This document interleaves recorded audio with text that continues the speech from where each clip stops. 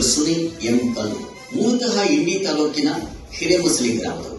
ವಿಜಯಪುರ ಜಿಲ್ಲೆಯಲ್ಲಿಯೇ ಖ್ಯಾತ ನರರೋಗ ತಜ್ಞರು ಅನ್ನುವಂತಹ ಹೆಗ್ಗಳಿಕೆಯನ್ನು ಪಡೆದಿದ್ದಾರೆ. ತಂದೆ ಡಾಕ್ಟರ್ ಮಲ್ಲಿಕಾರ್ಜುನ್ ಕಲ್ಲು, ತಾಯಿ ಶಾಂತಾ ಕಲ್ಲು. ಇವರ ತಂದೆಯವರು ವಿಜಯಪುರದ 2ನೇ ಪ್ರಸಿದ್ಧ ಫಿಜಿಷಿಯನ್ ಆಗಿದ್ದರು. ಜಿಲ್ಲೆಯಲ್ಲಿಯೇ ಮೊಟ್ಟ ಮೊದಲ ಬಾರಿಗೆ ಮಲ್ಟಿ ಸ್ಪೆಷಾಲಿಟಿ ಆಸ್ಪತ್ರೆಯನ್ನು ಸ್ಥಾಪಿಸಿದ ಖ್ಯಾತಿ ಅವರಿಗಿದೆ. 2006ರಲ್ಲಿ ತಮ್ಮ ಆಸಕ್ತಿಯ ನರರೋಗ ವಿಭಾಗದಲ್ಲಿ ಎಂಡಿ ಮುಗಿಸಿದ ಡಾಕ್ಟರ್ ಸುನಿಲ್ ಅವರು ಬಿಎಲ್ಡಿ ಸಂಸ್ಥೆಯಲ್ಲಿ ಸೇವೆಯನ್ನು ಸಲ್ಲಿಸಿದರು. ಈಗ ನಗರದ ಧನ್ವಂತರಿ ಮಲ್ಟಿ ಸ್ಪೆಷಾಲಿಟಿ ಆಸ್ಪತ್ರೆಯಲ್ಲಿ ನರರೋಗ ತಜ್ಞರಾಗಿ ಸೇವೆಯನ್ನು ಸಲ್ಲಿಸುತ್ತಾ ಇದ್ದಾರೆ.